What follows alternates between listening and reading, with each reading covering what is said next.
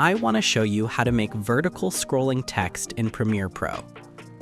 To start, we want to add some text to our timeline, so go over and select the Type tool and start typing all of your text.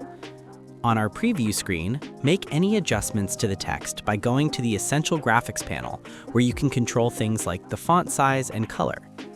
Now expand your text on the timeline and increase its duration to about 20 seconds.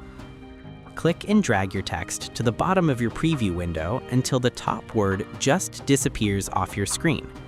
Then head over to Essential Graphics and click on the horizontal center to center our text. Starting from the beginning of our text layer under Effect Controls, click on the stopwatch animation icon for position under Transform.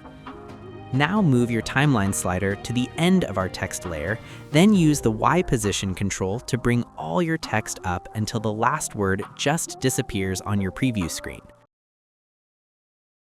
Let's solve together. Put your like and subscribe.